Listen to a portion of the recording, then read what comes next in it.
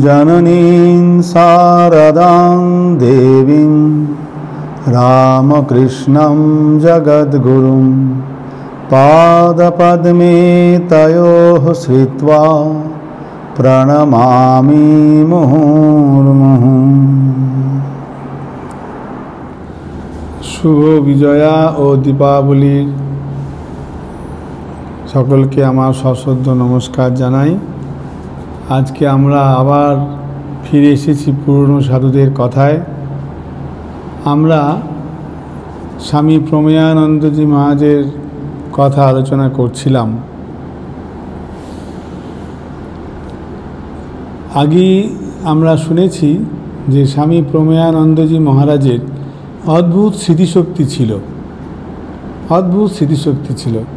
तिनी एत मने राखते पारतेन आमादेर विभिन्न साधुदेर तार समस्त रकमेर डाटा तादेर मुखस्थ छिलो तार। तारपर मठे कखन कोथाय की धरनेर घटना घटेछिलो, कोन महाराज कोथाय थाकतेन, कोन क्षेत्रे की धरनेर हयेछिलो, डिसिशन नेওয়া হয়েছিল, सिद्धांत नेওয়া হয়েছিল, এই সব তার একদম স্মৃতির মধ্যে জলজল করত। সেই জন্য এত ঘটনার সাক্ষী হয়ে তিনি ছিলেন। দশম সংঘগুরু স্বামী বীরেশ্বরানন্দজি মহারাজের সঙ্গে দীর্ঘদিন ছিলেন। এছাড়া অনেক পুরনো পুরনো সাধুদেরকে তিনি দেখেছেন, সঙ্গ করেছেন। বেলুড় মঠের ম্যানেজার ছিলেন বহুদিন। দীর্ঘ 50 বছরের বেশি এই বেলুড় মঠে বাস করার ফলে তিনি বহু ঘটনার, বহু সিদ্ধান্তের, বহু সমস্যা সমাধানের সাক্ষী হয়েছিলেন। সেই জন্য সাধুরা স্বামী প্রমেয়ানন্দজিকে বলতেন তিনি হচ্ছেন মঠের ট্র্যাডিশন। অর্থাৎ আমাদের বেলুড় মঠের শুধু নয়, রামকৃষ্ণ মঠ ও মিশনের ট্র্যাডিশন সম্বন্ধে তিনি খুব জানতেন। তাই যে কোনো বিষয়ে কোনো রকম সন্দেহ উপস্থিত হলে বা কোনো রকম প্রশ্নের মীমাংসার জন্য সবাই স্বামী প্রমেয়ানন্দজি মহারাজকে জিজ্ঞাসা করতেন যে মহারাজ এই ক্ষেত্রে কি হয়, কি হবে। এরকম বহু ঘটনা ঘটেছে। আর যে কোনো সময়তেই যখন কোনো ডিসিশন নিতে হতো, সিদ্ধান্ত নিতে হতো, তিনি খুব আগের ঘটনা পরম্পরা এবং তার সঙ্গে বর্তমান যুগের প্রয়োজনীয়তা ও অন্যান্য সাধুদের মত, এই সবগুলো মিলিয়েই তিনি সিদ্ধান্ত নিতেন। এই ধরনের একটি কথা এখন মনে পড়ছে, যেমন বেলুড় মঠে অনেক দিন ধরে পূজা হয়, দুর্গা পূজা হয়। দুর্গা পূজা সেই 1901 সালে শুরু করেছিলেন স্বামীজি। তারপর সেই প্রায় নিরবচ্ছিন্নভাবেই দুর্গা পূজা চলেছে। মাঝখানে বোধহয় 1-2 বছর অন্যরকমভাবে পুজো করা হয়েছিল। যাই হোক, তো ওই বেলুড় মঠের নাট মন্দিরেই পুজো হতো। এত ভিড় বেড়ে যেতে লাগলো যে সবাই তখন বলেন যে মহারাজ এই ছোট জায়গার মধ্যে আর বোধহয় মঠের পূজা সম্ভব নয়, এত মানুষের ভিড়। কুমারী পূজার সময় তো উপচে পড়া ভিড়, এবং একবার একটি অ্যাক্সিডেন্টও হতে বেঁচে গেল। তো যাই হোক, তখন মহারাজ ঠিক করলেন যে তাই তো, এটা একটা সমস্যা এবং এটিকে সমাধান করতে হবে। তাই জন্য নিজেই তিনি ঠিক করলেন এবং সব সাধুদেরকে নিয়ে আলোচনা, গভর্নিং বডিতে আলোচনা, সব কিছু করার পর তিনি সিদ্ধান্ত নিলেন যে না, মঠের পূজা এখন আর নাট মন্দিরে করা সম্ভব নয়। সুতরাং 2001 সাল থেকে তিনি বেলুড় মঠের প্রাঙ্গণে পেছনের পাশের মাঠে দুর্গাপূজাটাকে শিফট করলেন, শিফট করার সিদ্ধান্ত নিলেন।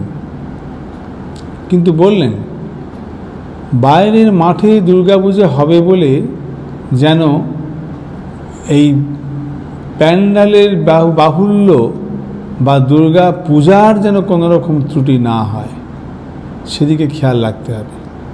নিজে থেকে দাঁড়িয়ে থেকে তিনি এই সমস্ত ব্যবস্থা করতেন।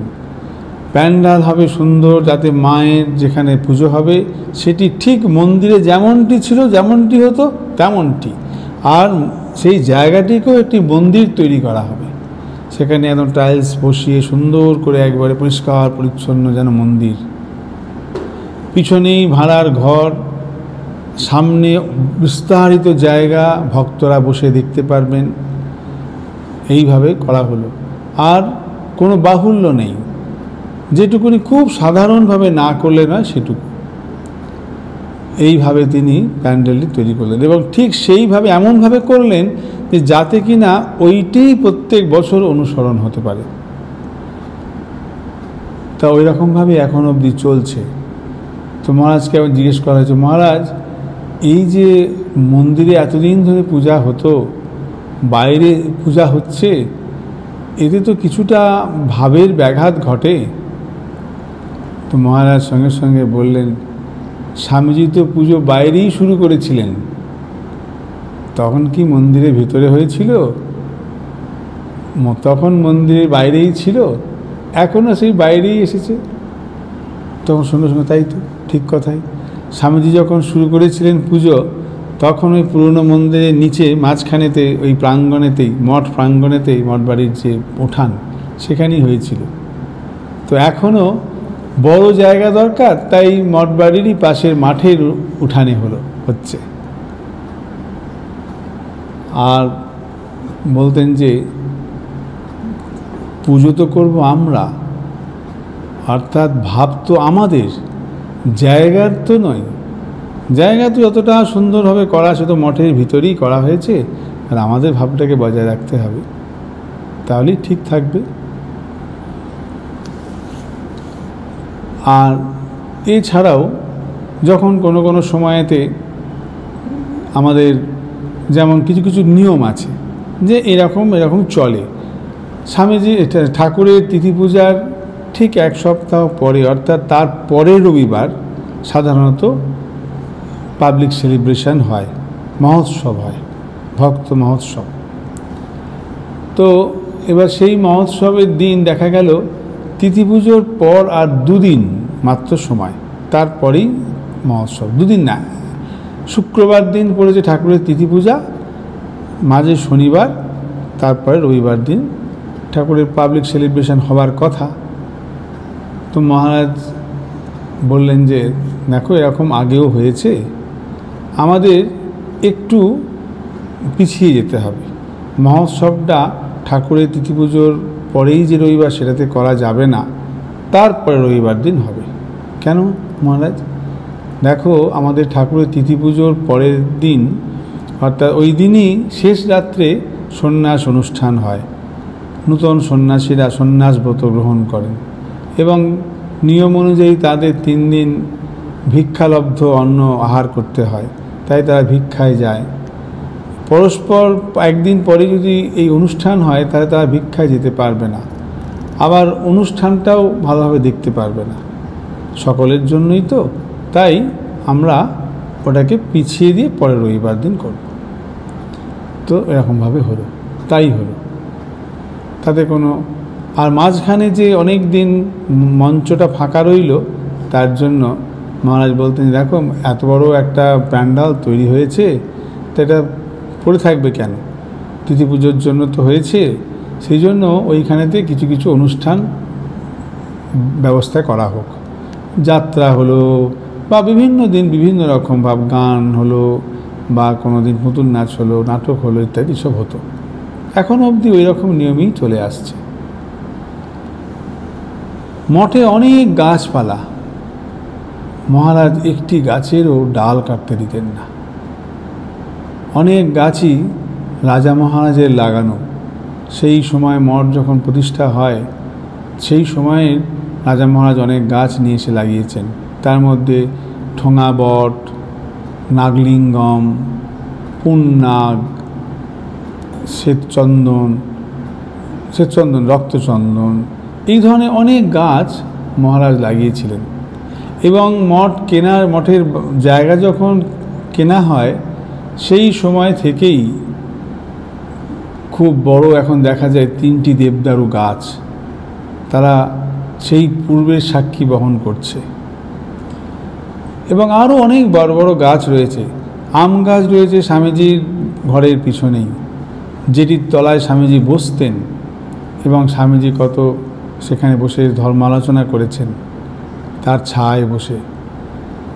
তো স্বামীজি, আমাদের স্বামী প্রমেয়ানন্দজি এই গাছ সংরক্ষণ, একটি গাছেরও যদি ডাল কাটা হয় যেন মনে হতো তার শরীর থেকে অঙ্গ বাদ দেওয়া হচ্ছে, এইরকম ভাব।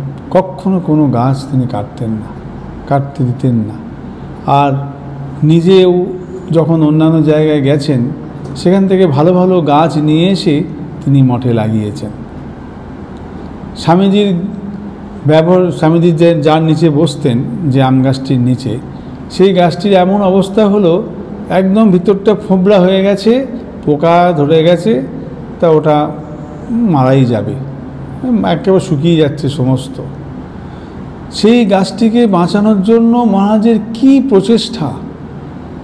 সেখান থেকে সব যারা এই বিশারদ বোটানিস্টদের নিয়ে আসা, সায়েন্টিস্টদের নিয়ে এসে গাছটিকে দেখাচ্ছেন আর বলছেন যে করেই হোক আমাকে এই গাছটিকে সংরক্ষণ করতে হবে, আপনারা কি করতে হবে বলুন। বিভিন্ন জনকে নিয়ে এসে বিভিন্ন রকম তাদের মত নিয়ে সেই গাছকে তিনি সত্যি বাঁচালেন।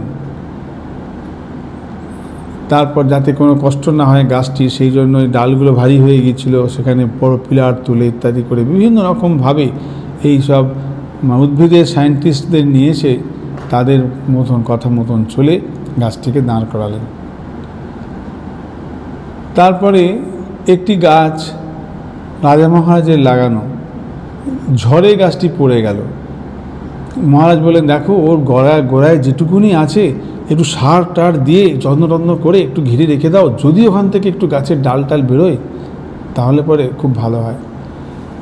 তো অনেক চেষ্টা করা হলেও কিন্তু কিছু হলো না, গাছের ডাল আর বেরোলো না, একদম নিচ থেকে ভেঙে গিয়েছিল। তো উনিও ওই গাছটি সম্বন্ধেও বিভিন্ন জনকে বলে যে এই গাছ একটা দরকার। তারপর একটি পাওয়া গেল বটে, তবে সন্দেহ রইল যে ঠিক সেই প্রজাতির গাছই কিনা, তিনি সেখানে লাগানো হলো। এইভাবে মহারাজ বেলুড় মঠের প্রত্যেকটি গাছ উনি বলতেন, দেখো রাজা মহারাজ দেখেছিলেন বৃন্দাবনে, দেখেছেন যে এই গাছগুলো তারা সাধক, তারা এই গাছ বৃক্ষ জন্ম নিয়ে তারা সেখানে সাধনা করছে, ভগবানের লীলাস্থানে দীর্ঘদিন আছেন আর সাধনা করছেন। এই বেলুড় মঠ একটা পবিত্র তীর্থক্ষেত্র, তীর্থভূমি, এখানকার প্রত্যেকটি গাছও এই রকমই, অর্থাৎ তারাও একটি সাধক। সুতরাং এখানে গাছে যেন কেউ হাত না দেয়, তিনি এই জন্য গাছে একেবারে হাত দিতেন না। তো এইভাবে মহারাজ মঠের এই সবগুলো সংরক্ষণ করার ব্যাপারে ছিলেন খুব অগ্রণী।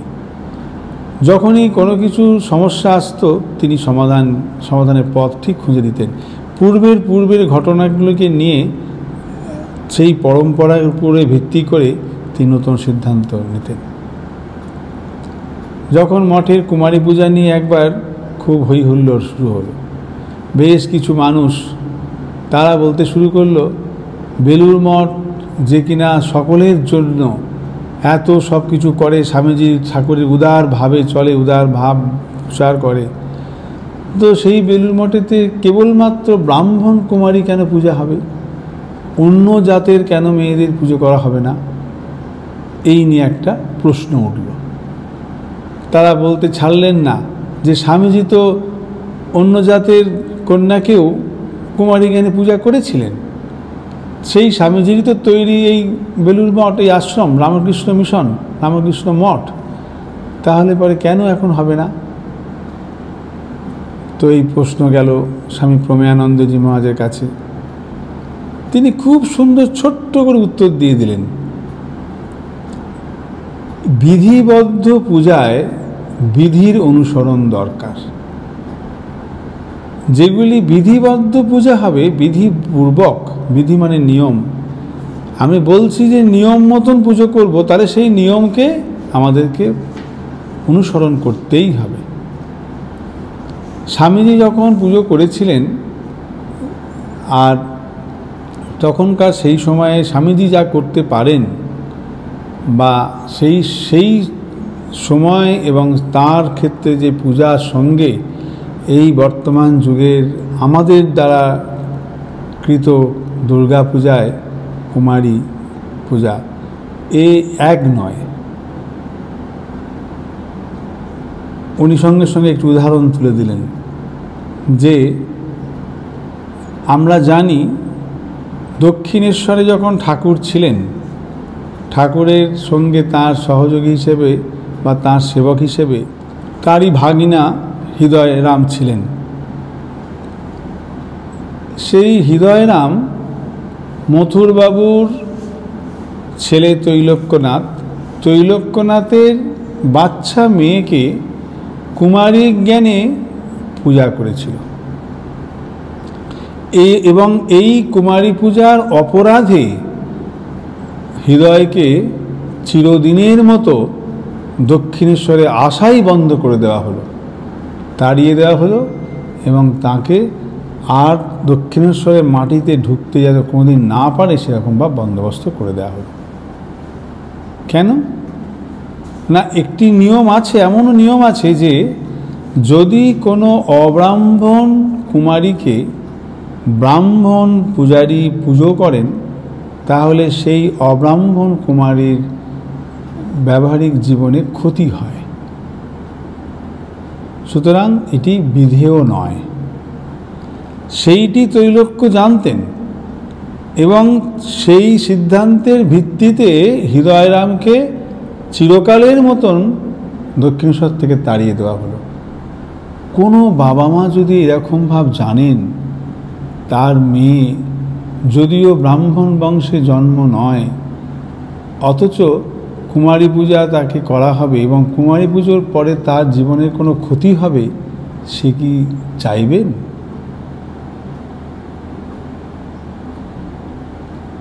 সুতরাং মঠে আমাদের বিধিপূর্বক পুজো হয়, অতএব যেমন যেমন বিধি নিয়ম আছে, অর্থাৎ এটিও সেই শাস্ত্রের বিধান অনুযায়ী চলছে, সেই অনুযায়ী পুজো হয়।